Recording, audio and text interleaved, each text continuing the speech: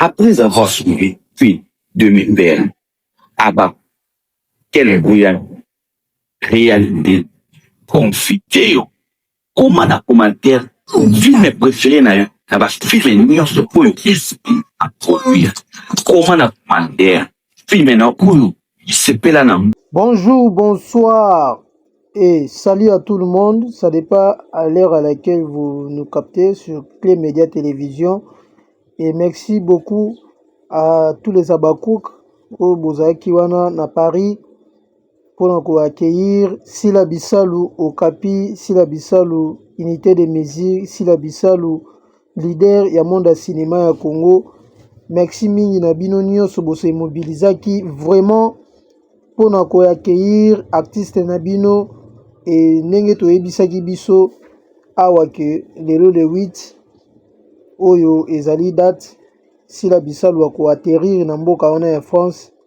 Merci na kolo nzambe oyo abateli voyage na bango eleki bien. Je crois bolandaki pe annonce déjà lobby oyo ezaki présenté par Vincent Chulis que je salue.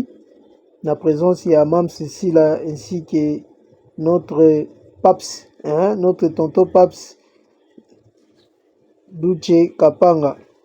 Voilà, ndenge tolobaki Sila Bissalu ya kaka pona kolobate, ayaka pona kokokisa oyo alobaka. Et merci encore une fois na communauté congolaise oyo nyonso bazalaki na mikili ya poto wana na Paris précisément. Pona kwa kei ndeko na bango batalisi biso vraiment ke eza makambo ya drapeau na monaki drapeau ya mboka emataki longonia na bakongolais nyonso tobosani te baye nyonso oyo balingaka Sila Bissalu parce que Sila Bissalu azali artiste oyo akotaka partout boyebi a faire voir biso pe akonveka biso na koloba ke artiste il faut pas kozala limité yango apesa biso ba couleur ebele. Lelo toye tosolola lisusu boyebi lelo toza vendredi oyo tozoloba jour J -15 donc à peu près 2 semaines oyo spectacle ya gymnaste de Maribel ezali na Paris wana oyo biso nyonso toyebi makambo yango ndenge kei sold out si esalema. Topesi pe kaka message na bayenanu basombi babiye na bango te mpona Madeleine oyo eza na Belgique bosomba babiye vraiment mingi parce que ezokende déjà na kosila kima mbangu osomba biye na yo kota na plateforme ya SB ou soit na Sabrina Zoom okoyeba ndenge nini okosala chaîne na yo ya biye mpona oyo etali spectacle ya Madeleine. Vraiment tosolola te pourquoi totoyaka noyaka pamba te kaka ndenge nalobaka nayaka soki ya koloba yali naye mpenza na lombango mpona ko éclaircir lisusu na makambo toyaka kaka kobeta se te boyebi mingi toyaka mpona koloba mpona sentiment te nalobaka yango chaque fois ke soki tose retrouva babakouk ezalaka grâce ya Sila Bissalu oyo asangisa biso atalisa biso savoir faire na ye ne permeta biso moko tomibenga babakouk oyo ezalaki notifié identifié tokoloba pe baptisé aussi na kombo ya babakouk epai na ye moko SB. Donc tozaka vraiment na fierté wana ya koloba ke je suis abakouk yango penza tolingi tosolola na moi ya lelo tolingi toloba nini tosepeli biso nyonso awa tomoni arrivé ya Mams tout ça esali bien esengo mais makambo eleki eza nini makambo eleki eza makambo ya mabe te mais eza makambo oyo boyebi na kati ya entreprise nyonso ya des fanatiques oyo bazalaka bafanatique ya bato qui veut dire quoi nangi na mwa moke s'expliquer na sens que na kati ya label ya SB ndenge tomonaka ba Naomi ba Michou ba Léonce ba Bambino ba Beste ba Rissel Molière ba Flavien et les autres bazalaka pe na ba fanatique na bango oyo ba apprécier bango à travers SB. Alors tant que bazalaki ba fanatique d'abord ya Mams oyo tobengaka les abakouk oyo pe bazo apprécier mutu na savoir faire na ye bakotaka na affection wana ekotaka pe na mwa bazel to comprendre yango ekotaka pe na mwa bazel oyo soki ekomi annexe ekoma kopousse bato na baerreur ebele. Nani koloba nini? Lelo oyo biso bafanatiki oyo toya mpona sila na SB, mpona kosoutenir sila na SB, oyo tokoma kosakroche na bafanatiki na bana ya SB qui sont pardon des bonbons et les biscuits. Tozoninga topesa zeli mwa mingi na likambo oyo etali voyage pe likambo oyo etali ba individualité ya ba bonbons na ba biscuits na kati ya SB. Pourquoi na koloba boye bandeko? Comment fait-il que tosepeli biso nyonso na tongo ya lelo na komona déjà atterrissage ya Mams Sila? Du coup, to banozo bapel par-ci par-là na ba message na bandeko o bazali soi-disant babakouk pour na ke pourquoi tel a été. Mais tout ça dit vraiment sérieux émission mes frères mes sœurs. Tout ça dit sérieux émission pour nous expliquer bandeko ke soki toko benga na événement oyo tobengi spectacle de gymnaste ke sila sur scène elingi koloba ete sila nde azali produit oyo azo présenter biso ba œuvre na ye to azo présenter biso spectacle. Et c'est clair et net. Tout le monde a lingala ou comment? Hein? Il fallait pas comment on a lingala ou comment pour te comprendre que c'est la dame Sila qui est en scène. Hein? Ou surtout qui est en spectacle. Ce qui Sila avec ses poulains, avec son équipe, va se présenter dans le spectacle de gymnaste ou Madeleine. Et ni kolobake si la ndemtu a représenté bango ou soit si la ndemtu a zo démontré bango na public que non et ça va pouler na ye mais to comme ça on lokola fardote lokola si la memi ngambo soki ba kozala kate de likambo to longola motema mabe bandeko to longola motema mabe to longola pe confusion na moto na biso parce que na lobaka ngwawa eloko sangisa biso chaque fois awa ezakaka ba produit SB pe misala ya sila. Ni il part au Vandara, Toyora, Misala et Michou, il y a Naomi, il y a Best et les autres. Pour ne pas dire que Tozo n'y ait existence tabango. Non.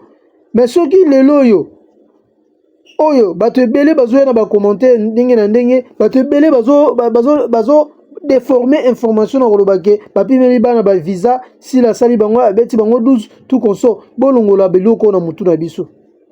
Eza likambo mboka, eza likambo esengo, eza pe likambo te o 12 au 24 na ngambo ya SB makambo wana existaka te. En tout cas na kabal oyo bo échoué totalement parce que tolobaki yango avant ce qui est arrivé que s'il a se présenté yemoko na salle wana to remona ngo péché te parce que c'est bien notifié si la bisal succès. Eza spectacle ya Mams. Pour excuser. Les spectacles ya Mams bakoki kozala ou pas c'est normal. C'est normal. Et ça mondo kité bakochela bato na mutu akolobaki fallait kaka ba bombo bazala ba biscuit bazala non même si bakozala o akozwa chance azali o pas azali te to comprendre bandeko to longola ba hypocrisie to longola ba confusion na mito bandeko tant que toza famille o yaka na bakambo te. En tout cas, ça n'a pas si makasi na bato ebele o bazo benga bazo koma bazo s'inquiéter pourquoi même ça sali eloko nini bandeko. Tolobaki yango bien que délégation ezali sous-divisée en 3 parties. Je crois bon moni première délégation oyo ezalaki na Sila Bisalu Vincent Toulouse et puis Duche. Et puis deuxième délégation tota banani ope ba okende. Mutu akoki kopesa bon jonction na SB azalte. Lelo tozale oui mais 2026 to kangeloko oyo muta koki koya kopesa ba injonction to ba directive na SB azate en dehors ya sila yemoko azate soki ba acte ba comportement na ba esala mara ba chaîne YouTube mususu to la ba entreprise ba mususu na SB mo memara mbote biso to ko memama na ndenge Mams o memela makambu na ye to ko kuma na sentiment te pona loba ke tel to nani azate te to tika makambu wana.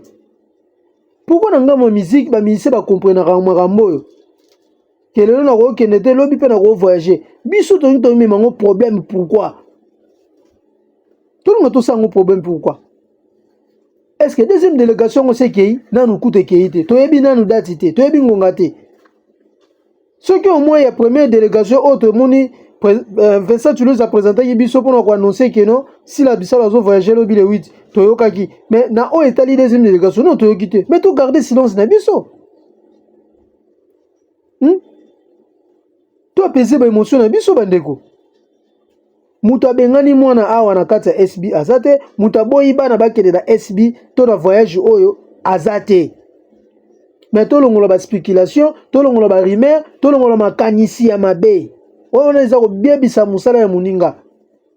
Soki ya solo zaka bakuka solo ozaka na bolingo na sila to na SB okoki koluka te omema ba fausse information pona ko faire décourager bato balandaka biso to balandaka ba bombo ba biscuit balandaka ba collègue ya sila ke tel akokende te lisolo ya ba communicateur ekoteli wapi ngani ngina beta do lisolo yango to beta no c'était likambo. Qui vous a dit que ba communicateur ya SB fallait ba kende? Qui vous a dit cela? Est-ce que vous avez une information n'a pas Mams? Mams n'a confirmé que tel a reconnu tout, n'a reconnu té. Oh, mais non, pas jusque là, bandeko. Boko sala nyonso, toyoki mingi, tomoni mingi, pour un SB oyo, mais cette fois-ci, boko échoué. Événement, ils ont bien notifié, bien déterminé, si la bisalou, 6 point bar. Kingandi to kingandi azalate, et talibiso te. Parce que bobanaki d'abord que bako échoué, bako sala boye, boye. Kaka babombo wana boba disu kolinga bango bazala. Tolo bango clair. Si photo sur la pembe. Babombo ba biscuit obino bomonaki mabe. Bana basi mabe, bazana image mabe, tout ça. Oh boye na boye. Kaka bino mo boba disu kabala kolobaki batikali ndenge nini. Oji se ba oluka nini. Bomonte ko o eza bondoki. Ceux qui vont retrouver si la yemoro succès, où est le mal? Parce que ça m'a ramené au Barana Léopard, pendant 1952, tu la Coupe du Monde. Si le long de 2026, génération Belé au Basalate, n'engé génération Belé Basalate na Mams, le lot baso chance ya Coupe du Monde aussi là au Québec na Paris, pe Belgique. Ce que baso Lucas Sunani qui bungo, tu n'as pas son service au Bakoko Luende. Bokosala nyonso, n'engé toyembi, je crois Bolandiango. Bolandiango na aéroport. Bansembo yembami tokanyango biso nyonso.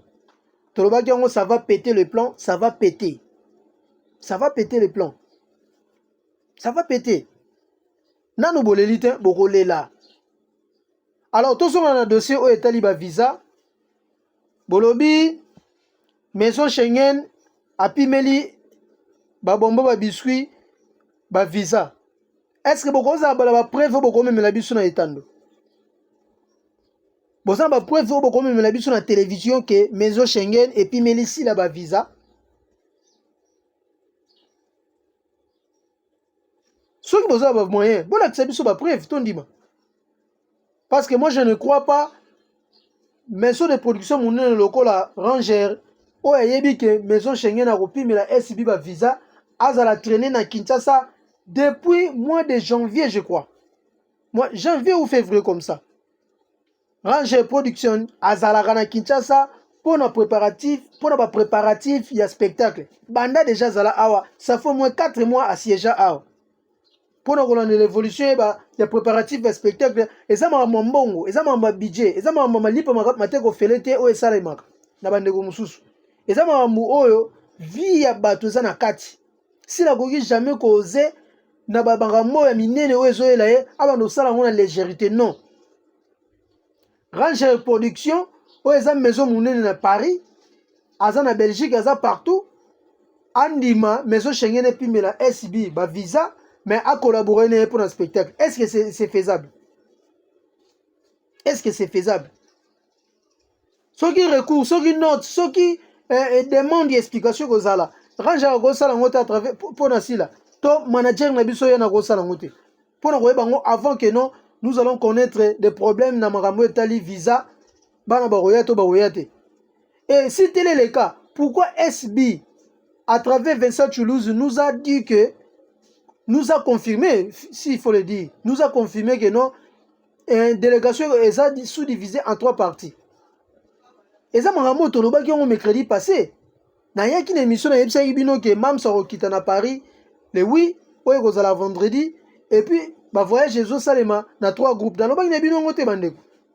Je crois na babakou o ya solo de père et de mère o balandaka tonton Irano o bazwaka chance ya kolanda explication claire na vraie information ndenge tolobaka na source balandaki ngai bayebi makambo nalobaki nabetaki mpe sete na makambo oyo e makambo oyo eza ya sika te bandeko topanike te tozala na biso kaka na kimia ya koloba ke mamsi lokola ye tozela dati oyo bandeko oyo mosusu bakoya e misusu mpe basankete balobi sila ye avant boye pourquoi nakoloba na bino to nakoloba na biso bandeko boyebi d'abord ke mamsi afe presque 3 mois oyo aza sur scène te asali presque 3 mois oyo aza sur scène te ça veut dire que banda utaka poto ayaka azwi temps se reposer et puis azwi mbala moko temps ya bapréparatif ya spectacle azwaki kutu temps kojouer pamba te na bafilme awa e ntango azwi temps chansi mpe ou soit ntango azwi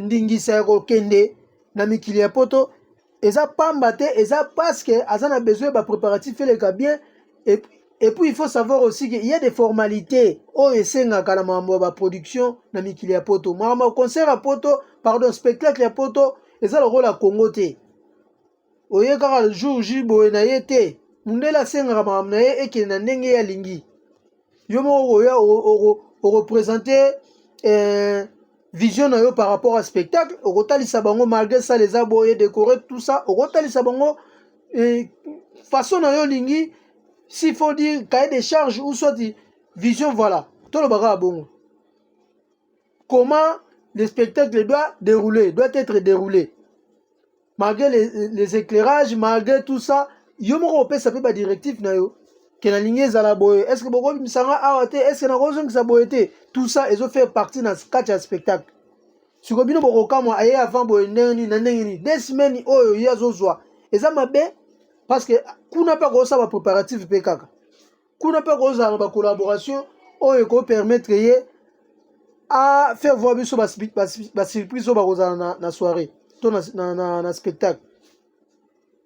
Donc voilà ce que Tonton Irano voulait dire aujourd'hui parce que namonaki vacuum ya bapele ezalaki makasi et surtout na bacommentaire babengi basankete mpenza mingi na bandeko oyo tosololaka oyo balingaka koyeba information na ndenge esengeli yango etindi biso vraiment lelo toya na analyse oyo tomeka koéclaircir public na bayo nyonso oyo baza agité na oyo etali spectacle le 23 mai 2026 na Gymnase de Paris oyo ezali bongo na France.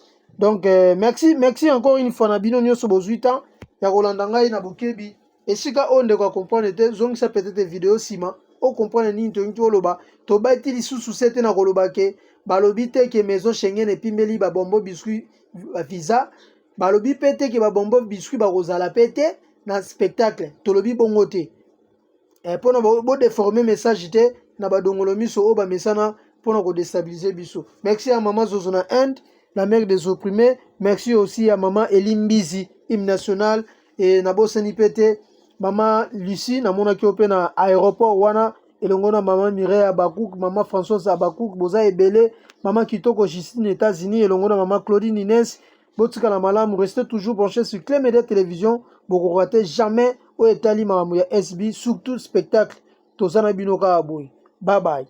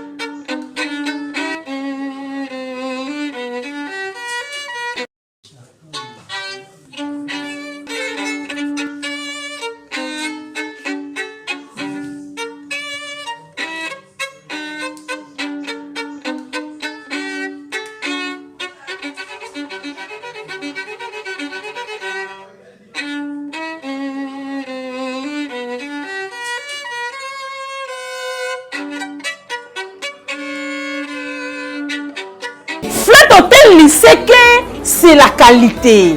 Flat Hotel, il sait que c'est la différence. Flat Hotel, il sait que c'est la supériorité.